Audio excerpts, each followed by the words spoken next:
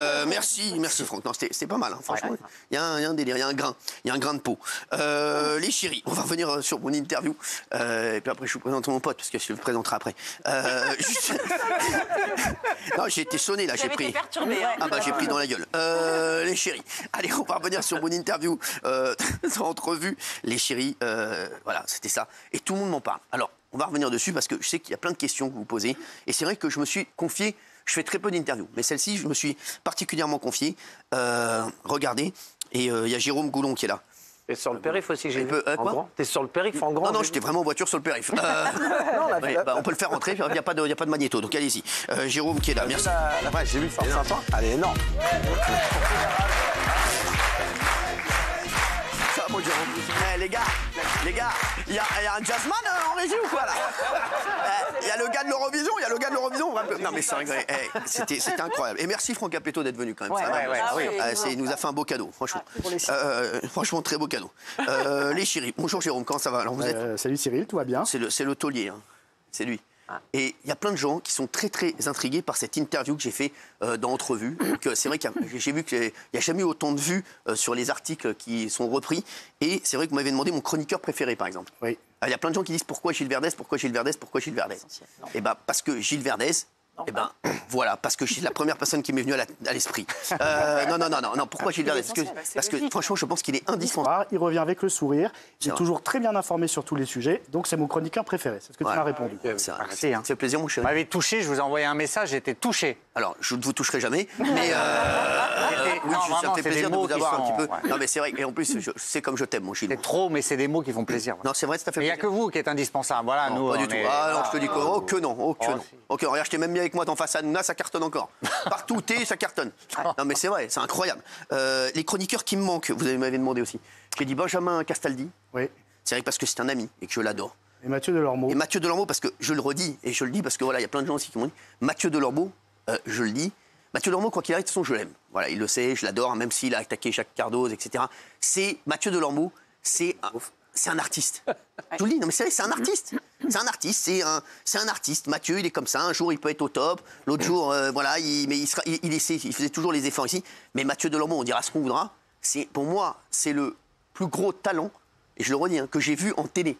Mais vraiment, hein, je vous le dis, en tant qu'animateur et chroniqueur. Moi, je le produisais aussi le samedi. C'est le plus gros talent que j'ai vu en télé. J'en ai vu plein passer des talents, d'ailleurs des talents qui sont partis. Ils n'ont pas le 10e du talent de Mathieu Delormeau. Je vous le dis, en impro, en timing, il est bon sur l'actu, en chroniqueur, c'était un monstre.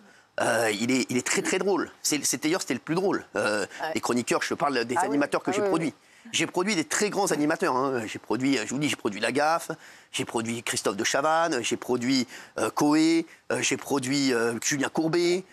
J'ai produit, non c'est vrai, j'en ai produit Jean-Luc Lemoyne qui est très bon aussi, Jean-Luc Lemoyne, très gros talent aussi. Mais c'est vrai que le plus gros talent que j'ai eu... toutes les palettes, Mathieu. Après j'ai produit Camille Combal, j'ai produit Bertrand Chameroy, par rapport à eux, mais ils jouent en Ligue 2 et Mathieu Delormeau, il joue en Ligue des Champions, voilà. Alors, non mais je le dis, voilà, j'ai pas peur de le dire, et c'est vrai que plein de gens me disent comment on est avec Mathieu, tout ça on s'écrit souvent. Et voilà, Mathieu, après, Mathieu, il est fou. Il me ressemble dans ce truc-là où il est fou. Il peut vous envoyer des SMS d'insultes, après 2 minutes après, il peut vous embrasser, mais c'est un talent. Et les talents, c'est vrai que c'est plus difficile à gérer que les non-talents qui sont partis. Non mais c'est vrai, voilà. On va faire des jaloux ce soir. Non, mais je dis la vérité, après, c'est vrai qu'on est tous d'accord ici, les gars, franchement. Même Raymond, tu le sais, en termes de talent, même toi, tu me l'as toujours dit. Sur Mathieu, ouais, moi je t'ai toujours dit, il manquait à l'émission parce qu'il apportait des séquences. Il faisait le show, il sortait, il venait avec toi. Après, l'émission, elle roule quoi qu'il arrive. Mais je parle en tant qu'animateur, moi j'ai eu la chance de le produire. C'est un monstre. Gilles, même toi qui n'étais pas tout le temps d'accord avec lui. Oui, on a beau être un peu fâché, il a un talent incroyable. C'est vrai que...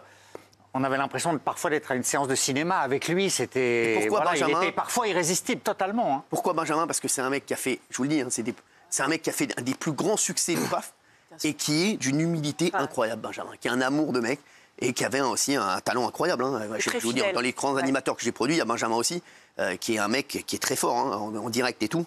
Et c'est vrai qu'il a un personnage aussi. Et Benjamin, voilà, c'est pour ça, ces deux mecs, voilà, que quoi qu'il arrive, j'aimerais toujours. Voilà. Est-ce que tu voulais qu'on revienne sur d'autres choses? Ah, mais une grande déception. Sans grande surprise, hein. Sans grande surprise. Bah oui, j'ai dit, c'est Bertrand Chameroy et Camille Combal. Hein. Surtout Bertrand Chameroy. Bertrand Chameroy qui crache dans la soupe partout où il va, qui était lancé par Jean-Marc Morandini, ensuite qui est venu ici. Moi, je me rappelle de lui ici, avant de faire les séquences. Excusez-moi, hein, Bertrand Chameroy, voilà, je l'ai attrapé, je vous le dis, combien de fois il était en train de... Vous l'aidiez beaucoup. Voilà, exactement. Combien de fois je l'ai aidé parce qu'il avait du mal à faire ses séquences, voilà, on le sait. Et c'est vrai que moi, j'aime pas les mecs qui crachent dans la soupe. Et surtout, c'est le gars qui a chauffé l'Arcom contre nous. C'est-à-dire il a fait des séquences pour chauffer l'Arcom contre nous. Alors que c'est nous qui l'avons lancé. De toute façon, on voit ses scores voilà, de quand il est tout seul. Et on voit bien que voilà, Bertrand Chameroy, comme j'ai dit, des numéros 2 ne feront jamais des numéros 1. Un bon numéro 2 ne fera jamais un bon numéro 1. Je suis désolé. Comme j'ai dit ici, j'ai dit moi, les chroniqueurs qui sont ici, je ne pourrais pas faire le travail qu'ils font pour moi. Être chroniqueur, c'est encore plus dur qu'être animateur. Parce qu'ils doivent ramener du contenu, ils doivent ramener leur avis, ils doivent dire, voilà, ils doivent donner leur avis, ils doivent ramener du contenu, ils doivent travailler. Ça n'a rien à voir. Et je vous le dis, pour moi, les deux, même s'ils sont très sympas, ils ont du talent. Après, Camille a plus de talent que Bertrand. Camille, c'est quand même, voilà, il est quand même au-dessus. Bertrand, c'est un numéro 2. Et un numéro 2 ne sera jamais un bon numéro 1. Il vaut mieux être un bon numéro 2 qu'un mauvais numéro 1. Voilà. Et il est très bien derrière comment elle s'appelle voilà. Comment elle s'appelle Anne-Elisabeth. Ah, voilà, oui, voilà, le moine. Bon, bah, Anne-Elisabeth, oui, très bien derrière elle, voilà. D'autres choses je crois que tu as tout dit sur ton interview. Non, mais c'est bien que tu sois venu, Jérôme. Non, parce que tu as lancé un sondage aussi. Oui, alors, en fait, on a fait un gros dossier média sur les coulisses des dessous des médias. Effectivement, il y a eu beaucoup de clash, il y a eu beaucoup de buzz et de polémiques ces derniers mois, que ce soit avec Complément d'enquête, que ce soit avec Thierry Ardisson ou beaucoup de gens. C'est ça qui est étonnant avec toi, c'est que, voilà, sans vouloir te tirer les pompes, on n'a jamais eu un animateur qui fait autant d'audience, mais qui est autant décrié. Et nous, c'est vrai que souvent, tu disais, oui, la télé, est-ce que c'est que de la télé? Et en fait, pourquoi est-ce qu'on a fait ce sondage IFOP? C'est parce qu'on voulait savoir, prendre un petit peu de hauteur, parce qu'à un moment, on se dit, mais pourquoi est-ce que ce mec-là, cet animateur-là, tout le monde lui tape dessus, et tout le monde passe son temps à le décrier, alors qu'il fait des bonnes audiences? Parfois, on a l'impression que les gens ne savent pas ce que c'est qu'une télécommande. Donc, pourquoi est-ce qu'on a fait ce sondage IFOP? On a pris les principaux animateurs télé, les principaux détracteurs, et on a demandé à des Français, est-ce que vous connaissez telle personne? Oui, non, oui, non. Et c'est vrai que tu apparais en tête avec 86% de notoriété. Et ce qui est amusant dans ce genre de sondage, c'est que c'est vrai que certaines personnalités comme Thierry Ardisson, comme Yann Barthès, qui sont à la télé depuis très longtemps, qui sont sur un groupe très puissant, arrivent en dessous en termes de notoriété. Et c'est aussi intéressant de faire une analyse, notamment par rapport à Booba, où on se rend compte que c'est vrai qu'il fait beaucoup de buzz sur les réseaux sociaux, il ne vit que par ça, je l'avais interviewé, il me l'avait même dit, il l'assumait. Et quand on fait un sondage IFOP sur Booba, un Français sur 2 ne le connaît pas. Donc ça permet aussi de remettre un petit peu en perspective. Alors forcément, plus on est connu, et Tristan Valef, on a 9%. Il y a 9 Français sur 10 qui ne le connaissent pas, c'est fou. C'est incroyable. Les gens connaissent l'émission, l'animateur moins. Bah oui, c'est sûr. Déjà, je vous dis, c'est un nom de collège, Tristan Walex. Non, mais donc voilà. Et c'est vrai que voilà, j'ai dit beaucoup de choses dans cette interview. Et voilà, je regrette rien de ce que j'ai dit. Et c'est vrai que voilà, comme j'ai dit, j'ai lancé énormément d'animateurs. Et il y en a qui sont plus reconnaissants que d'autres. Voilà, Julien Courbet, ça se passe très bien avec lui. Julien qui est un amour. Julien j'avais déjà une grande carrière qu'on a relancé sur C8. Jean-Luc Lemoyne, il est incroyable. Et je suis très content pour lui aussi. Il y a aussi Enora qui était très forte aussi. Hein.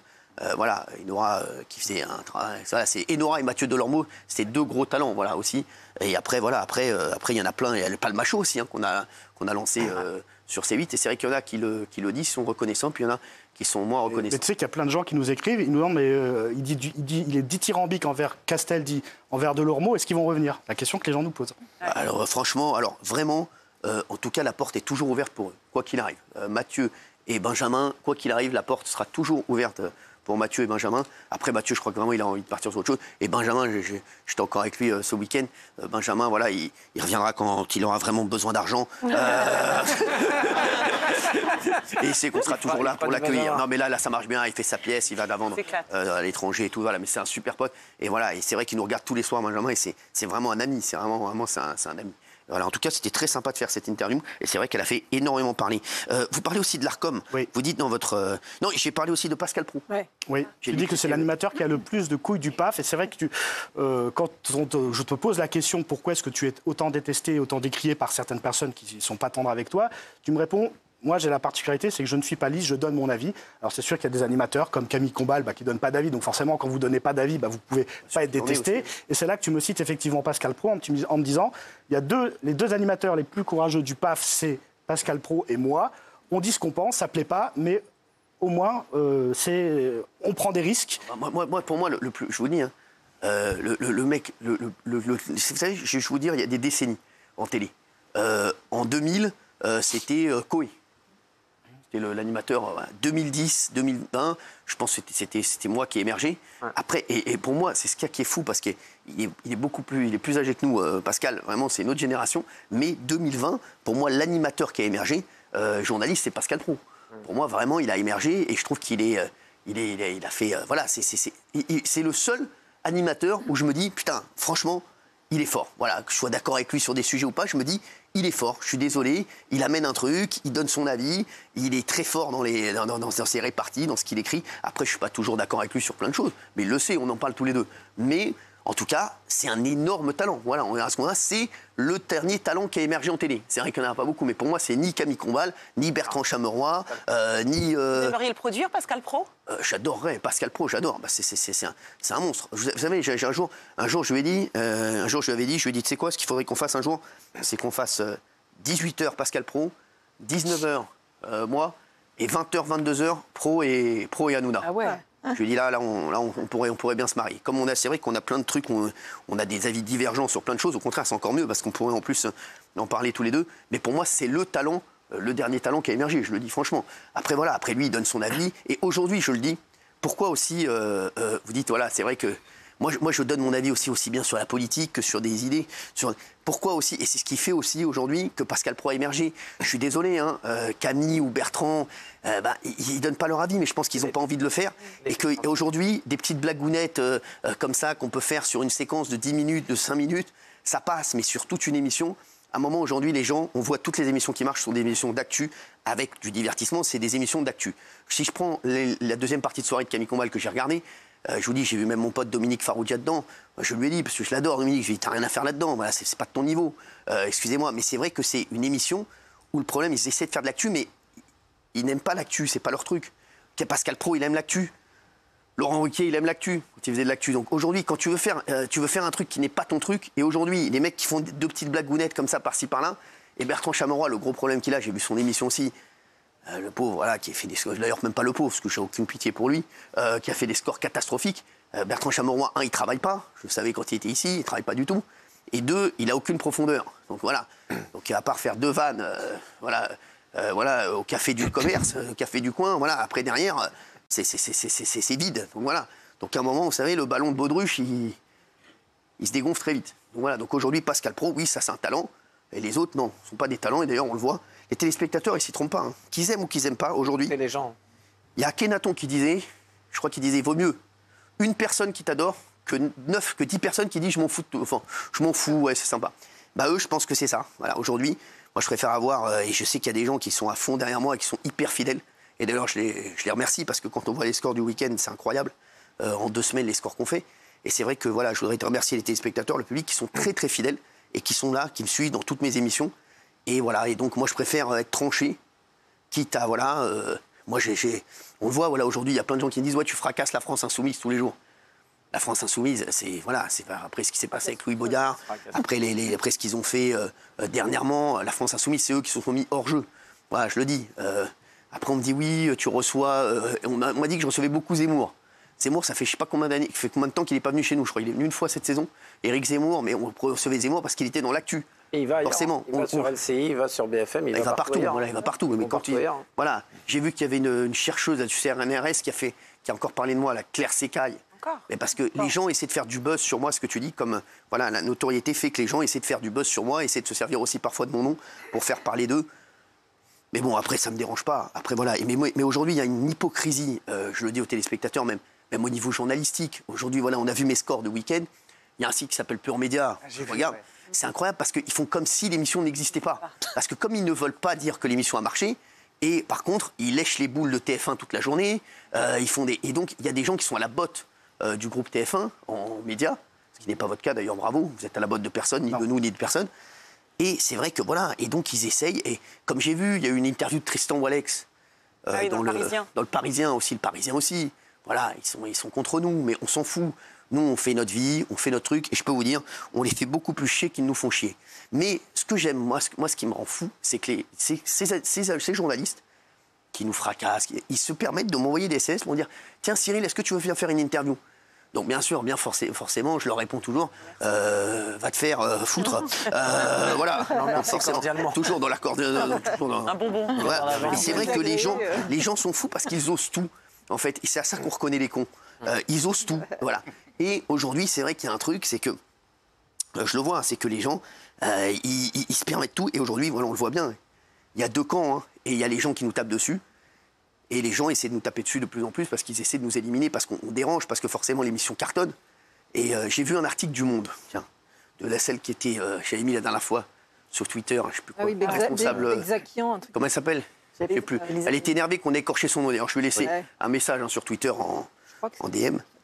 Et elle dit l'émission, bien que les audiences soient en déclin, je lui ai envoyé, je lui ai dit, tu fais mal ton travail. On a fait encore un record d'audience en janvier. Et on est en train de faire un record d'audience en février.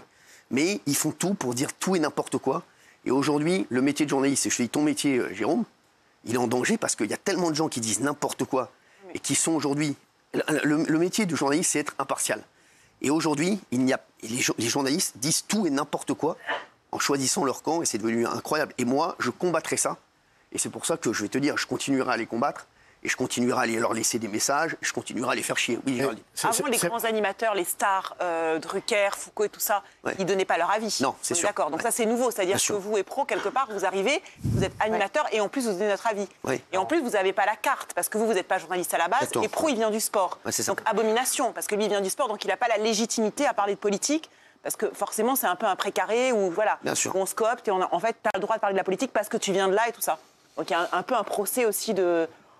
comment dire, en légitimité, qui est un peu bizarre, quoi. Je sais pas. Mais tu sais que tu parlais du métier de journaliste, c'est un terrain sensible. Là, sur Twitter, tu voyais, sur les réseaux sociaux, il y a plein de réactions de gens. J'ai fait une interview de toi, tu m'as répondu cash sur des questions sans langue de bois. Je t'ai demandé ce que tu pensais du fait que beaucoup de gens ne t'aimaient pas malgré tes audiences, etc. Il y a beaucoup de gens qui pensent que Entrevue appartient à Vincent Bolloré. Parce qu'on n'a pas fait un sujet qui te descend. Moi, je l'ai vu sur Twitter. Alors pourquoi vous n'avez pas sondé, pourquoi vous n'avez pas Minikos ou Jean-Luc Reichmann ou tout ça dans le... Alors, on a fait ce sondage IFOP en prenant principalement toutes les personnalités qui avaient été en conflit avec toi et des animateurs de talk show. On ne voulait pas te comparer à Anne-Claire Coudray, parce que quel intérêt de comparer Cyril Hanouna à Anne-Claire Coudray? Ce n'était pas l'angle du sujet. Nous, on a principalement fait des duels avec des gens qui étaient classés. Exactement. C'était ça le but du sujet. Il fallait qu'il y ait un lien avec toi. Comparer tes PMP à Attention à la marche, ça n'a aucun intérêt. Ce n'était pas le but du sujet. On l'écrit dedans. Très bien. On l'a écrit dedans. Et merci en tout cas d'avoir été avec nous. Vous voulez rajouter quelque chose? En fait... en lisant les critiques que vous faites à ceux qui sont partis, vous ne leur reprochez pas d'être partis, vous leur reprochez d'être mal partis. Exactement. Et ça m'a frappé. C'est ça. C'est-à-dire que chacun peut faire sa vie, mais c'est le manque de reconnaissance ou le côté « je vous piétine après avoir été votre ami » prétendument. C'est ça qui m'a frappé. Vous leur demandez tout simplement de la loyauté. Et d'ailleurs, vous dites comme dans une famille. On peut s'engueuler, mais on reste loyaux les uns avec les autres. Benjamin Castaldi, il est parti. Voilà. Courbet, même Mathieu, tout se passe bien. Julien Courbet, Jean-Luc Lemoyne, voilà, Inora. Après, il y a des gens qui, il y en a qui est parti encore. Rachid Arabe, voilà. Non, mais c'est vrai, voilà. Merci en tout cas, Jérôme. Évoquer l'Arcom, tu veux pas en parler une autre fois? Si tu veux en parler? Il y a quand même des choses à dire sur l'Arcom. C'est vrai que c'est incroyable. Ce passage, il est fou. Tu vas rester. On va en parler.